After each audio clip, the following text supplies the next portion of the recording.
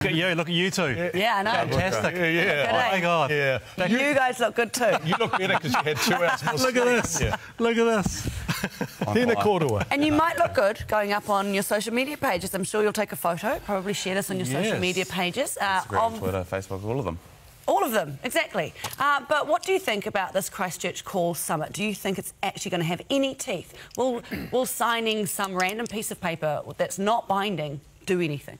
I don't think, to be honest, I don't have much faith in it. I mean, if you look at the countries that are going, not a lot of power behind them if the states aren't going. Facebook, Twitter, Instagram, have they all signed up? They are going, but Zuckerberg's not going to be there. Yeah, and Zuckerberg's absence is important. Yeah, and I think what we've got to remember too is we use just like a tiny little proportion of the internet. So Facebook, Instagram, Twitter, we all use them, but there's probably about 99.99% of the internet that we don't actually see, and I think that's where a lot of the problem is too. I mean, we use a tiny little proportion of it, but if people want to post this crazy stuff, extremist videos, violent videos, all that kind of rubbish, they're going to find a way, and they've got to find an audience. So sadly, banning Facebook, you know, that kind of stuff, I don't think that's going to make much of an impact, to be honest. Right. You know, clearly something had to be done. Something had to be done. And there's been a lot of comments saying that this is going to achieve nothing. I mean, and that Jacinda Ardern is sort of buying into Emmanuel Macron's big plans, you know, because he's suffering in the polls. But the thing is that Europe right now is suffering under the weight of far-right populism. I mean, they've got a big problem. They have. So Angela Merkel, Macron, those other, they represent hundreds of millions of people. So hopefully, just hopefully, consumer pressure will come to bear on the likes of Mark Zuckerberg. Sure, he's not going to be there, but it's a big deal. It's a really big issue in Europe right now, just how to deal with Facebook. The other problem, of course, is in why the US aren't buying into it. Facebook is a US company. Now, if you ask any US citizen about freedom of speech for New Zealanders is here, freedom of speech for Americans is right up here.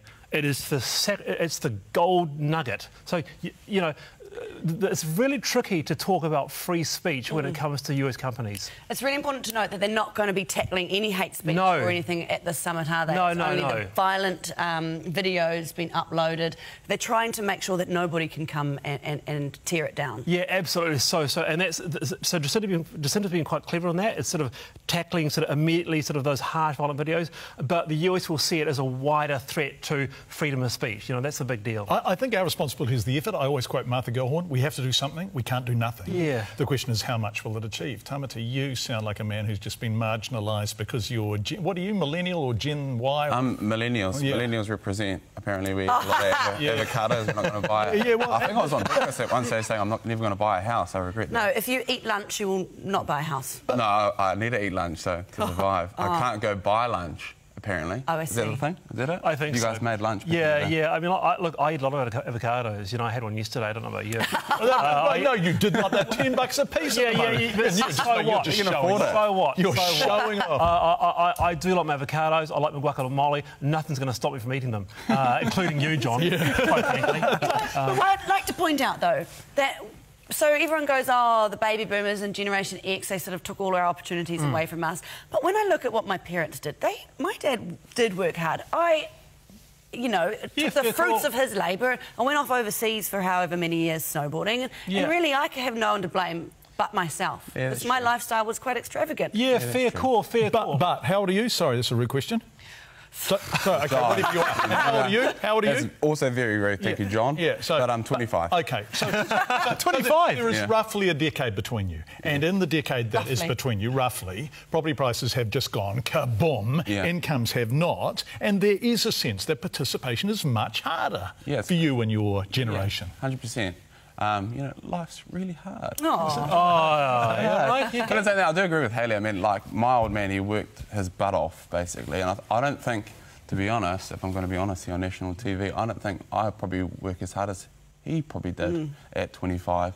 So I don't know. It's, seriously, are you saying that on national television? Is life hard for millennials? Probably, but well, here's the deal, right? Here's the deal. So there's a lot of, and including a lot of people this morning, will be watching this and actually going, he's right. These cats don't work us hard because they don't know the value of work.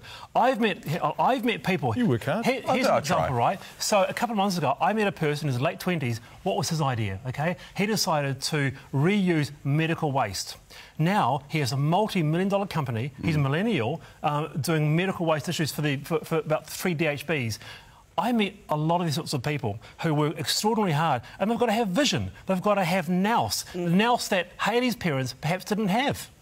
Well, thanks for saying that. You're probably right. It's a generational thing. It's not Mr and Mrs Holt you're having a go at. No. That's Douglas Copeland's point, isn't it? The world has changed so much, actually, that we view work as different. And the thing that he got onto in Generation X's book was McJobs, the gig economy, the casualisation of the workforce. In other words, the way that you went and joined New Zealand Post or New Zealand Rail and stayed there for 45 years. You know, that ain't happening any longer, right? No. So, I mean, you are starting from scratch, Tamati, aren't you? Yeah, it's true, I guess. And what I want to say is, in Māoridom, what generation, how we view generations is, you know, you've got to pass down all the lessons and the learnings that you have to the next generation. Now, I think can sit on my lap. You go talk to your koro and your kuia, and they basically talk you through what they went through, and they teach you the lessons that they had to learn. And I think, and I hope that's what, you know, your generation passes down to my generation, and you know, and then we all live as one, and we all live, you know, in a beautiful society. That'd be nice. But you used to be able to buy a house on a blue-collar job back in the day, couldn't you? That is true. For life, and now you're dreaming. That is true. You know, I mean, I talked to a person the other day who bought a house in Greylin for $164,000. You know, that same house, 2.09. You know, and they said, but we had 20% interest, but it wasn't $2.9 million, you know? So you've got that, and the likes of the Tamati's generation, it's a big deal. It's a huge My deal. cousin is the same age, you know? And then you're putting millions of dollars into a house that really isn't worth it. I mean, my dad's a builder, and we went looking at some houses, and he was just looking, I cannot believe that this is worth that much. Because it's not. You're a Greylin boy, aren't you? I live in Greylin now, yeah. I'm a Wellington boy, John, thank you very much. But renting, though? Renting? I am renting. I'm That's renting. where all my money goes. No, I'm not renting. I've had a house and paid the mortgage and that... Are you mortgage-free? Eating mortgage-free and eating avocados. Get out of here. What are you, Scarface? Hey, don't pigeonhole me. Worked hard. I worked hard, John. Yeah. You did. Thanks, For God's sake. All right, we've got to go. Hosts the panel at RNZ, and Tamati, who is a wonderful and hard-working reporter at 7 Sharp. You work really hard on that show.